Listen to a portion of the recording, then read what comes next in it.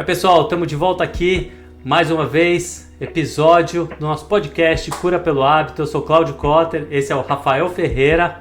E estamos aqui para apresentar mais um podcast semanal, como um hábito. Então a gente cria esse hábito, a gente vai fazendo toda semana e vai ficando aí conteúdo para vocês e mostrando que o Cura pelo Hábito pode ajudar vocês aí no dia a dia, na nossa vida e fazer mudanças grandiosas aí. É isso aí, porque como vocês sabem, o hábito é um caminho para a construção de uma vida mais eficiente e saudável. E hoje a gente vai entrar com um tema muito legal do estoicismo. É isso aí, Rafa. Um tema que eu já queria falar há muito tempo aqui no canal. Eu gosto muito, todas as vezes que eu leio sobre estoicismo, que eu vejo uma aula sobre estoicismo, é sempre muito bom, porque eu vejo como a gente pratica isso no nosso material, os conceitos do estoicismo. É uma prática realmente diária para a gente e a gente quer trazer isso para vocês, porque a gente percebe que se a gente lê textos antigos, né, isso é um fato muito importante. Quando a gente lê textos antigos, o Rafa já trouxe texto do Tao Te Ching aqui e a gente já trouxe outros textos interessantes mais antigos e a gente sabe que é uma linguagem super desafiadora, é complexo entender e sempre tem autores novos que vêm para traduzir isso para a gente de uma forma diferente. Então, à medida que os tempos vão passando, a cultura vai se diferenciando, né? A linguagem das novas culturas vão mudando muito e para a nossa cultura de hoje é muito difícil entender aquela linguagem mais poética da filosofia antiga. Então a gente necessita de autores que façam essa adaptação para a nossa linguagem e eu acho que nosso livro Cura pelo Hábito está ajudando bastante nesse sentido, né, Rafa? O que você acha? Traz bastante a facilidade, né? Então a gente conseguir traduzir para o nosso dia a dia o que são esses conteúdos antigos que a gente tem e que são muito profundos e atemporais. E isso é o mais legal, porque são conceitos que a gente fala assim, antiguíssimos, mas ao mesmo tempo muito atuais, porque assim, eles são colocados assim na história atemporais. E é muita característica de vários filósofos da época de colocar essa atemporalidade, porque eles não datam. Então é muito difícil você conseguir precisar se foi uma pessoa ou se foram várias, né, Cláudia? A gente vê que, por exemplo, como o Hermes Trismegisto, não se sabe se foi um ou se foram vários ao longo do tempo que foram recebendo esse conhecimento e passando, porque era a característica principal desses filósofos, colocar um tema, um conteúdo que ele não tem tempo, né? Ele é atual, é agora, é nesse presente. E isso é muito profundo e muito importante a gente compreender, estudar e aplicar na nossa vida. Só um detalhe, você falou do Hermes Trismegisto. Só vou contextualizar isso, porque assim, isso é um conhecimento muito antigo, é coisa datada mais ou menos de 4.000 anos atrás, é anterior à filosofia grega e romana. A gente sabe pela história que a filosofia egípcia que influenciou a grega e a romana. Então, escreveu assim, o Kybalion, Kybalion, o livro Kybalion, são as 7 leis universais. Que na verdade o livro Kybalion é um compilado de livros muito antigos encontrados em ruínas. Então assim, é coisa muito antiga e a gente sabe que isso influenciou a filosofia grega e romana, só que a diferença é que a filosofia grega e romana foi melhor conservada, por isso que ela tem mais textos disponíveis dessa filosofia grega e romana, tem muito mais, porque tinham bibliotecas que foram preservadas, textos que foram colocados em livros, então ficou muito mais fácil pela evolução mesmo tecnológica de conservação, facilitou muito nesse sentido. Vamos lá então, vamos para a primeira tela, já começando aqui com os conceitos básicos do estoicismo. A gente tenta resumir ao máximo, porque é muita coisa, né, Rafa? A gente foi atrás de muito material, dá para dar umas 2 horas aqui de discussão e sobra para muitos dias ainda. Tem muitos autores. A gente não vai falar muito de história hoje, porque eu sei que não é o tema central do nosso canal, mas assim... A gente vai elaborar, na verdade, o conceito principal do estoicismo para que a gente possa aplicar isso no nosso dia a dia, né? Que eu acho que isso é o mais importante. Mas só para datar um pouco para vocês também, o estoicismo começou na Grécia, mas teve seu ápice com os romanos, no Império Romano, depois do ápice do Império Grego.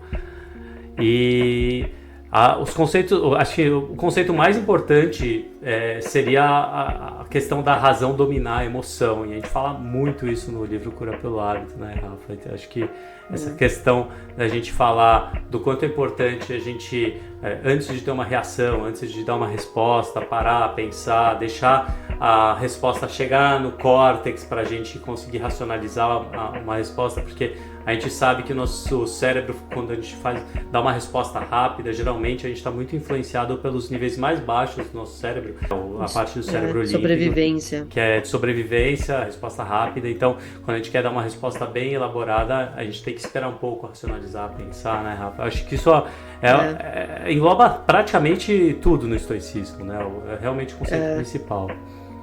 E esse conceito, então, traz pra gente, assim, imagina assim, pessoal, a gente tem um cérebro cognitivo, que é o córtex cerebral, principalmente na área frontal dele, que ali a gente tem o córtex pré-frontal, a gente tem os neurônios espelhos, que tem funções, assim, muito profundas, tanto na forma de a gente copiar as coisas, mas também na empatia. Mas a gente tem um cérebro racional que comanda em torno, assim, de acordo com as pesquisas, de 5 a 10% do sistema fisiológico. E comandando 5 a 10%, ele já tem uma influência tão grande, tão poderosa, né? Então a gente tem que aprender a usar essa mente consciente, racional, né, para sermos inteligentes, para a gente fazer as coisas de uma maneira mais inteligente. E colocar aqui, o que seria de uma maneira mais inteligente? A gente parar de julgar e a gente começar a compreender. Porque a partir do momento que a gente compreende, a gente consegue ter comportamento, atitudes mais elaboradas e integrativas. Então, é o que o Cláudio falou. Então, quando a gente dá uma resposta rápida, a gente está muito ainda no processo emocional, porque a primeira captação de estímulo para entender se aquilo é uma ameaça ou não, vai ser inconsciente, é um cérebro emocional que está ali atuando. E depois disso é que vai se tornando consciente. Então, se a gente se segura no primeiro momento e começa a pensar sobre o assunto, a gente consegue elaborar muito melhor uma resposta e fazer com que ela seja muito mais eficiente. Sempre que eu vou responder uma mensagem de WhatsApp, eu escrevo e não mando, ou eu gravo um áudio e não mando. Aí eu penso um pouco, principalmente quando é uma situação de conflito. E geralmente eu apago ou edito para mandar no segundo momento. Assim, quando você lê o que você escreveu, você fala, cara, isso aqui não vai ser legal, melhor eu escrever de novo, melhor eu mandar um outro áudio, não ficou legal.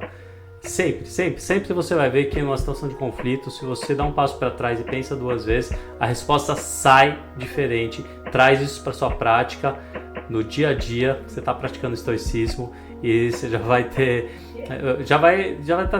ter muito melhor resultado na relação com as pessoas, na sua produtividade do dia, né? Isso acho que é essencial. Tá?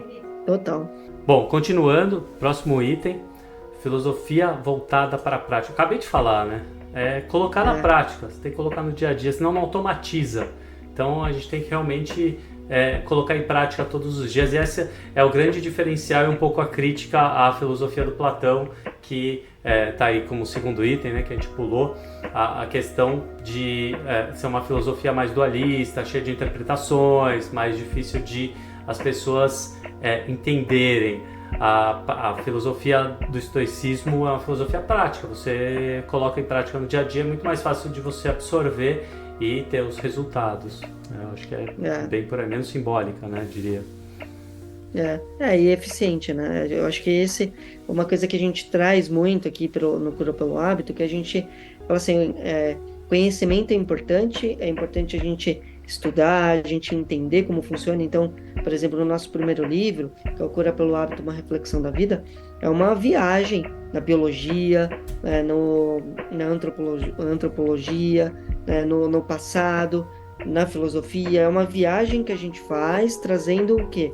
Trazendo conhecimento, mas não adianta só a gente entender, conhecer, mas não aplicar. Então a gente tem que, depois que a gente entendeu como funciona, agora como a gente aplica isso no dia a dia, né? Então esse é o grande processo. Então é por isso que se torna mais eficiente, né? Porque a gente aprende, a gente vai praticando, e praticar todo dia vira hábito, é isso que você falou. E aí o Sêneca, que é um dos filósofos que a gente pegou como base aqui, porque os 3 grandes filósofos, né, a gente pegou como base, que foram da época do Império Romano, um deles foi o Sêneca.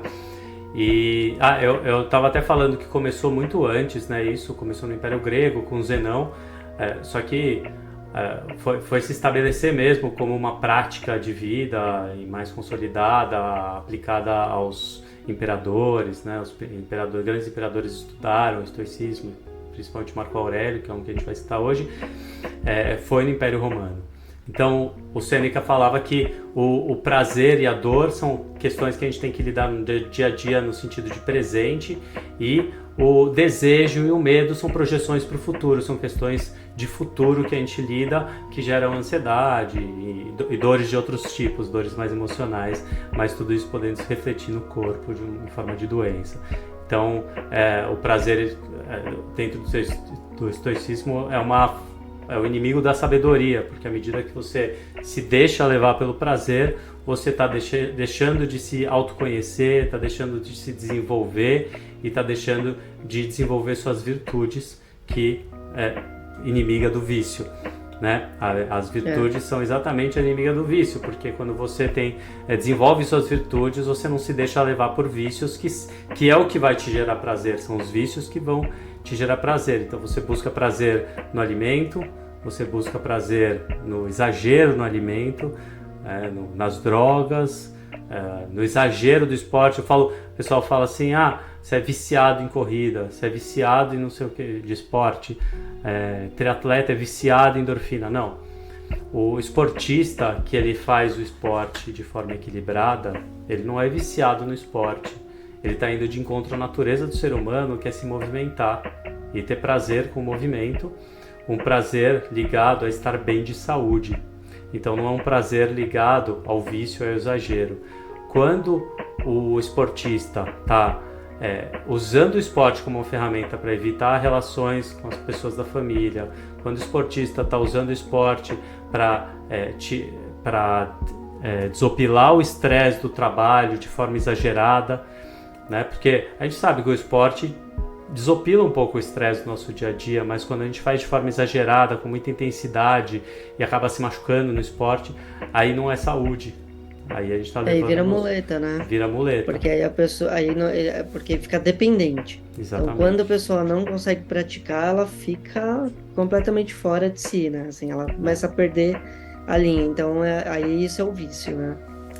Eu passei por essa fase, eu tive uma fase que eu fazia o esporte com muita intensidade para liberar o estresse, porque é fácil falar, né? O difícil é você perceber que você está nesse rodemoinho e conseguir sair dele.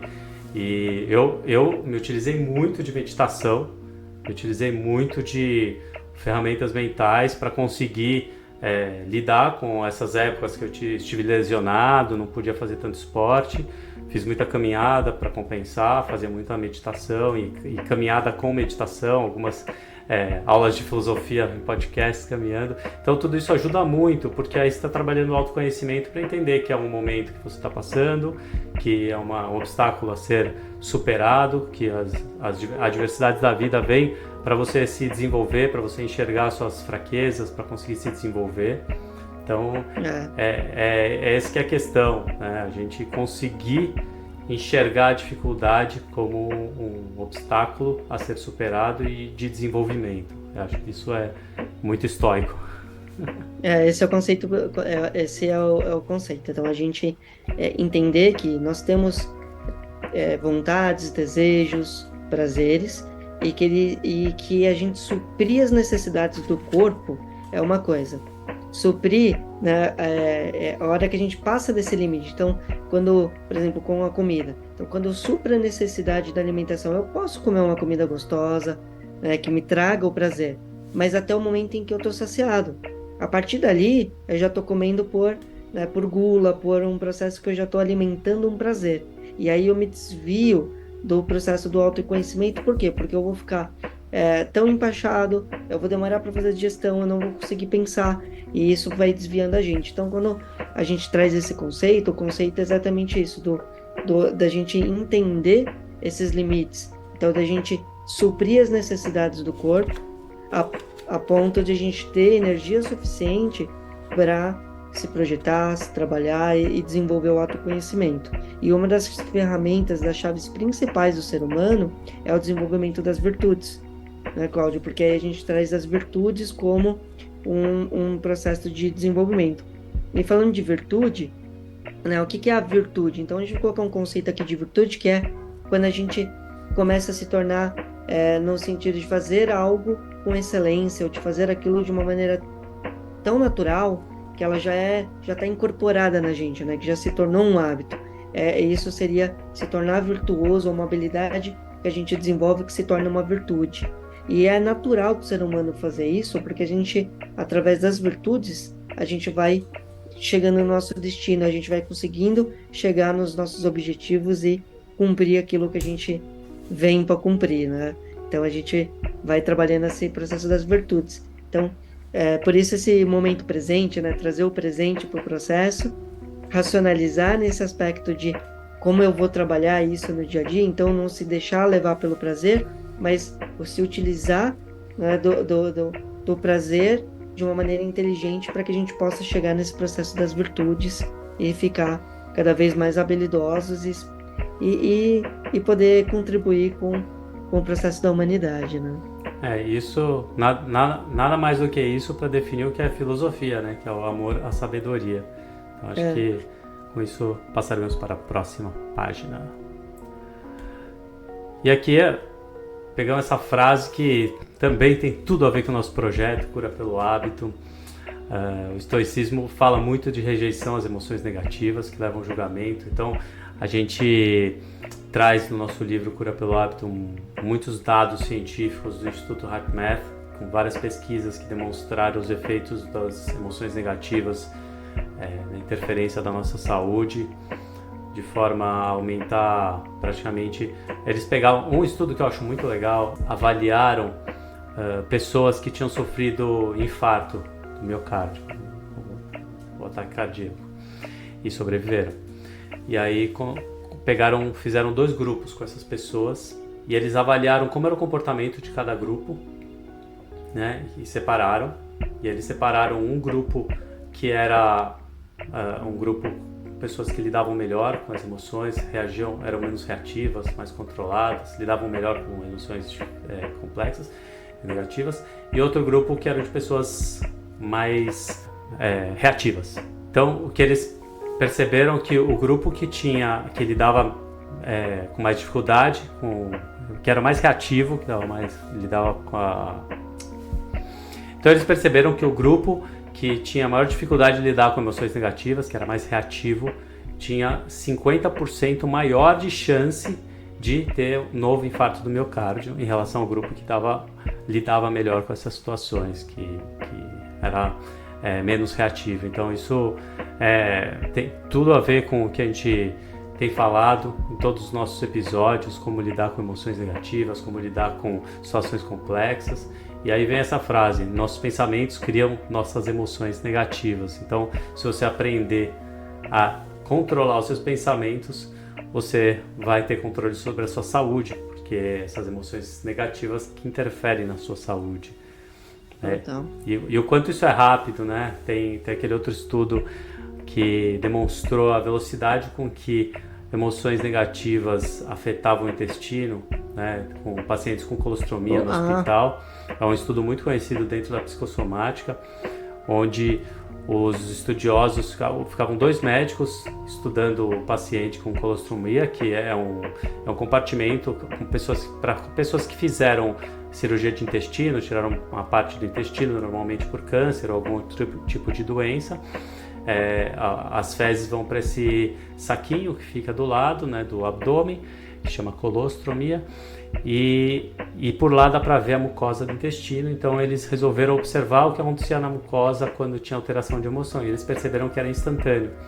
Todos os pacientes que tinham emoções negativas, resumindo bem aqui, a mucosa do intestino ficava mais clara, menos sangue e mais rígida, ou seja, não conseguia processar bem o alimento porque tem menos sangue. E então a gente tem muitas a gente afeta muito o sistema digestivo, o sistema digestivo.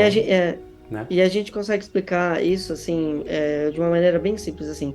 O organismo, quando ele está se sentindo ameaçado, então quando nós estamos se sentindo ameaçados, quando as células estão se sentindo ameaçadas, quando a gente está em resposta de ameaça, o organismo, uma das questões ele vai direcionar sangue mais para os braços e para as pernas, porque a gente vai entrar no módulo de defesa que é bater ou correr.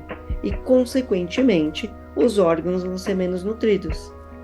E órgão menos nutrido, ele vai inflamar, ele vai ocasionar, né? Vai ter menos sangue, ele não vai fazer uma retirada dos resíduos tóxicos adequadas, e aquela renovação começa a ser tóxica ali, e aquilo inflama, e vai gerar processos inflamatórios e, consequentemente, várias doenças aí, né?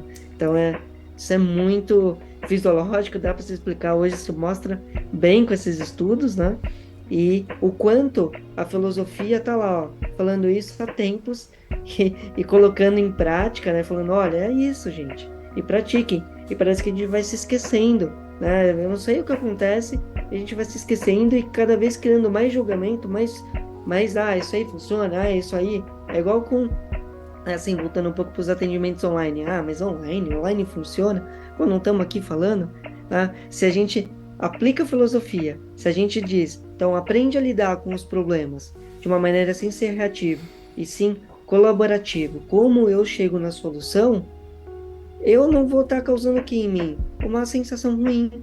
E se eu não estou fazendo isso, se eu estou trazendo uma sensação neutra ou boa, eu estou me nutrindo. E se eu estou me nutrindo, eu estou projetando saúde. Então, a gente fala assim, já pronto, online funciona porque assim, online é sem toque. E sem toque pela escrita, pelo conhecimento, né? Vamos lá, né? Um conhecimento de 2000 anos, está aqui até hoje, passou por vários pensadores que eram, no mínimo, muito mais evoluídos que a gente, pro tempo deles principalmente, mas assim, se fossem pessoas que vivessem hoje também, iam estar muito à frente do tempo que a gente está, porque com muito menos conhecimento que eles tinham naquela época, menos tecnologia disponível, né? Eles chegaram nesse nível, imagina. E o que eu falo muito aqui tecnologia, eu gosto muito desse termo tecnologia, e eu acho, se eu não me engano, o Greg Braden fala bastante isso. O que é tecnologia, né? Tecnologia é a nossa capacidade de criar, de pensar, de desenvolver. Isso é tecnologia. O resto é o que? É a materialização do processo. Então, esse recurso que a gente está usando hoje aqui, de vídeo, isso aqui é a materialização da tecnologia. Não é a tecnologia. A tecnologia é o que foi utilizado para criar esse processo. Vamos lá. E aqui a gente tem uma frase do Sêneca, que foi um grande filósofo no tempo dele. Ele foi conselheiro e tutor de Nero e, infelizmente, quando ele percebeu que Nero estava completamente enlouquecido, ele começou a conspirar contra o Nero e o Nero sentenciou ele à morte e ele teve que se suicidar. Foi a opção que ele fez, se matar cortando os pulsos, né? O Nero permitiu que ele escolhesse a forma de morrer. Mas é isso, um cara que tinha, assim, tudo para... todas as ferramentas para consertar o homem, mas não conseguiu porque era insanidade pura ali. Vamos lá. E quando a gente vê, pessoal, né, o homem na escrita da filosofia, a gente sempre vê nos textos antigos, é sempre a menção é o homem, mas esse homem é o ser humano. Tá? Então, vamos nos termos atuais, a gente vai falar, são os seres humanos. A gente só está trazendo aqui essa questão porque são os termos antigos, mas entenda o homem como ser humano. Não, mas agora eu falei o homem porque eu falei do Nero mesmo. Mas tem algumas frases que aparecem, sim. Tem algumas frases que aparecem. Eu já quis colocar esse tema aqui porque vai aparecer o homem e a gente já sabe que é o ser humano. Naquele tempo era assim. O maior obstáculo à vida é a expectativa, que fica na dependência do amanhã e perde o momento presente. Tu dispões o que está nas mãos da fortuna, deixas de lado o que está nas tuas. Para onde olhas, para onde te projetas, tudo o que há de vir repousa na incerteza. Vive de imediato. Aí é uma sugestão, vive de imediato. De imediato, Perfeito. Né, e quanto mais a gente estuda, e é interessante porque esse tema que a gente, né, que a gente trouxe e que você propôs aqui, que há tempos você estava querendo trazer, aí a gente começa a estudar, começa a aprofundar, né, nessa filosofia, e aí vai descobrindo o quanto cura pelo hábito tem do estoicismo, né? Porque assim, falou, cara, é o que a gente pratica, né? Isso aí é o que a gente faz. Então, a gente saber viver nesse presente, né, que é basicamente o que ele está colocando ali, a gente saber viver o presente, o momento presente. Porque o momento presente é onde a gente vai encontrar a maior calma e paz que a gente pode ter. E o quanto trazer a mente para o futuro, levar a mente para criar expectativa, criar medo, criar inseguranças, foi o que você falou, né, Cláudio? E a gente teve um episódio, eu tô olhando aqui qual foi o episódio com a Priscila, vou deixar aqui no final o link e na descrição, o episódio que a gente falou sobre o futuro do trabalho, a gente falou muito sobre essa questão com a Priscila Ximenes, porque a gente falou muito da questão das pessoas quererem ser multitasking, quererem fazer tudo ao mesmo tempo, e a gente vê que na verdade é muito mais eficiente fazer uma coisa de cada vez, pensar no agora. Vamos para a próxima. Marco Aurélio foi um grande imperador, e eu queria ressaltar a diferença entre cada um, né? Um conselheiro de imperador, um imperador, e o Epíteto era antes dele ser professor de filosofia, ele era um escravo. Então eu vou falar da história rapidinho de cada um. Marco Aurélio foi um dos grandes imperadores, e no leito de morte dele, quando todos estavam super emocionais com a morte dele e tal, ele estava calmo, ele estava tranquilo, porque ele estava se preparando para a morte a vida inteira. Ele falou isso, né? Você tem que se preparar para a morte, porque ela é uma certeza.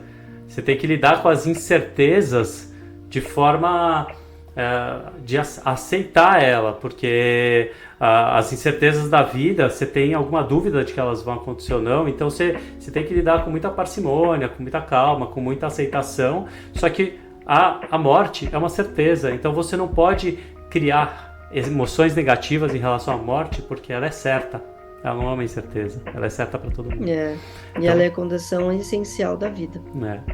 Então não perca tempo discutindo sobre o que um bom homem, um bom ser, deve ser. Seja né? Seja. Seja. É viver pelo exemplo, né? Você dá o exemplo para as pessoas, você não tentar explicar para as pessoas como elas devem ser, porque se elas verem você sendo, simplesmente elas vão entender. Uma imagem fala mais do que 1000 palavras. Então, dê o exemplo para as pessoas. No Tao Te Ching tem, né? Ele fala assim, ensina sem falar nenhuma palavra, né? Ensinar através do exemplo. Eu sou, ponto. E eu faço. Eu pratico, né? E o Epíteto, que era esse escravo que, mesmo sendo muito maltratado pelo amo dele, ele mantinha calma, porque ele sabia que aquilo... ele não tinha o que fazer em relação àquilo, ele era um escravo. E por causa da forma como ele lidava com essas situações difíceis que ele passava no dia a dia dele como escravo, foi exatamente por esse motivo que ele conseguiu se libertar da escravidão e ser um homem livre. E aí ele fundou a escola de filosofia dele, do Epíteto. E aqui uma frase dele, tem muitas, né? A gente escolheu essa que tinha mais a ver com o que a gente discutiu hoje. Os homens são perturbados não pelas coisas que acontecem, mas sim por suas opiniões sobre os acontecimentos. Aqui, vamos lá, campanha contra a fofoca, né, Rafa? Fala sério. Fofoca não dá. Só traz sentimento ruim, gente. Não dá. Fofoca não é... praticamente ele falou isso, resumindo essa frase. Chega de fofoca. E o julgamento, né? Então é a gente pegar a mente consciente e aprender que a gente para de julgar. Se é ou não é, não importa. Mas vamos compreender o processo. E a partir do momento que a gente compreende uma ação, compreende o comportamento, a gente é livre. Né? Eu acho que é essa a questão. E é muito interessante essa questão da liberdade, né?